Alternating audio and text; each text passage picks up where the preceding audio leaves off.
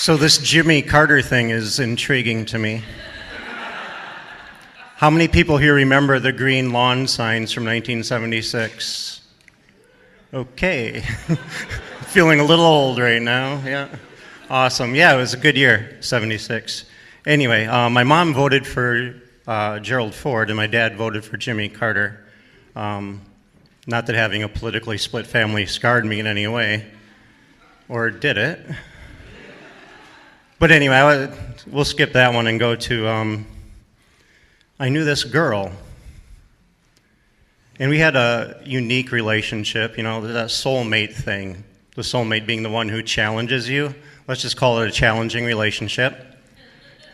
That was moving along until one day in 2005, she lied to me. It was in October, not that the day matters, but it was the 12th.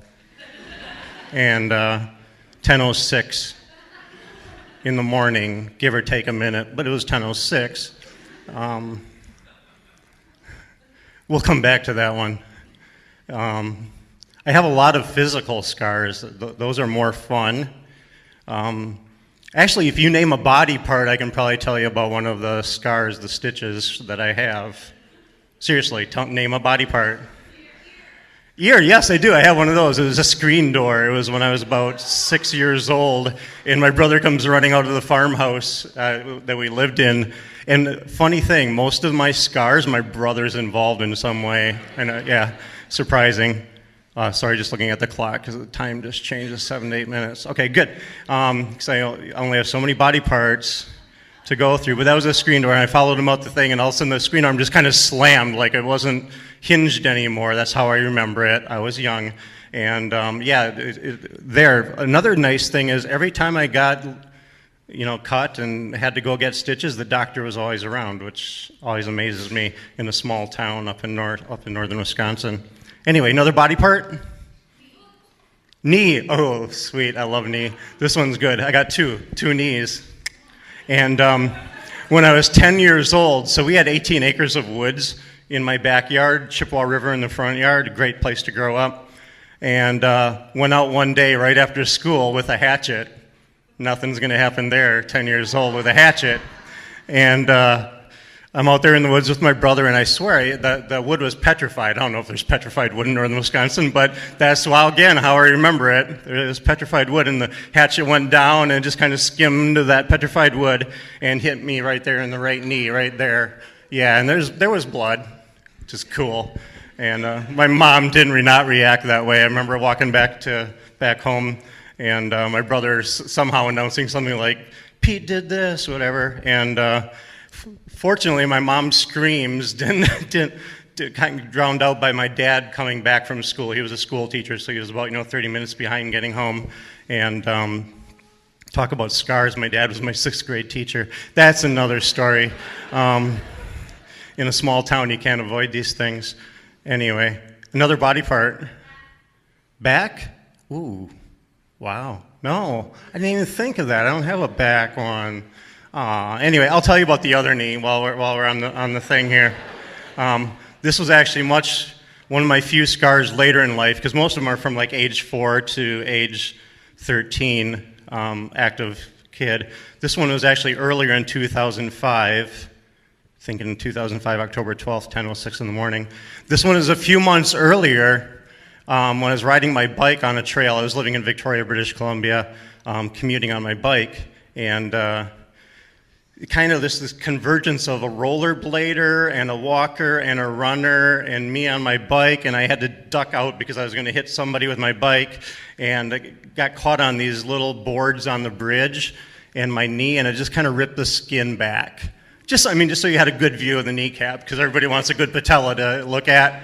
And what I remember is, this is just awesome. The next guy behind me on a bike was like an EMT. Like I just get lucky. Like this is just how it works out for me. Like that. So anyway, he's got me laying down. He's got all this. He's calling the ambulance. I'm like, this is so awesome. And they took me. I don't remember how many internal stitches and then external stitches. All I know is there's like this numbness around. Like I got a nice little patch of it's always numb, which Yeah, if you want to get back to the emotional scars, there's some numbness going on. But yeah, the physical scars, that's one of my favorite ones. One of my other favorite ones is right here, which you can't see because the beard is covering it up. By the way, the difference between growing a beard and just being too lazy to shave. Yeah, I just got too lazy to shave. I didn't really set out to grow a beard, but it does cover this one scar, which was, I was 4 years old, and I was staying at a cousin's house in Beaver Dam, and fell out of bed.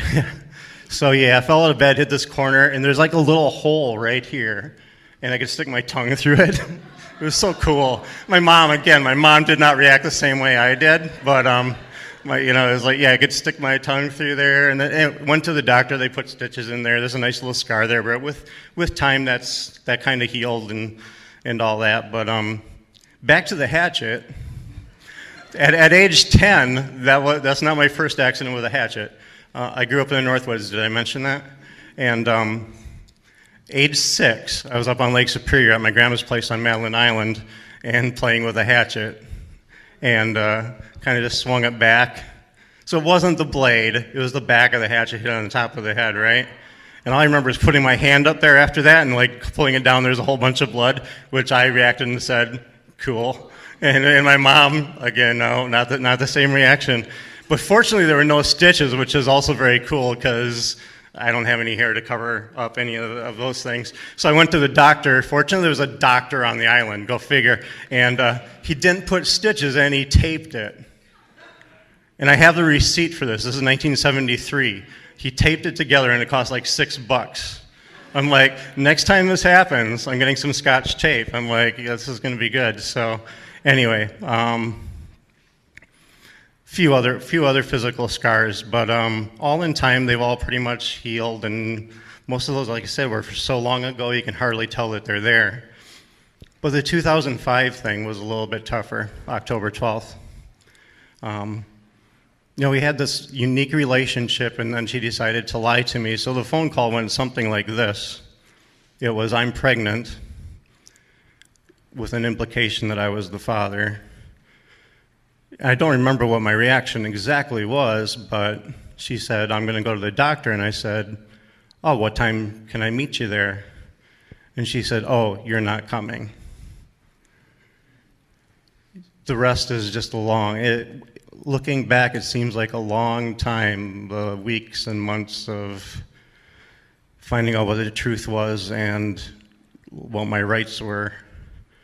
In the end, yeah, there's a lot of numbness with that, and with time it's healing, but when I think about it, it hurts a little bit still. Such are the scars. Thank you.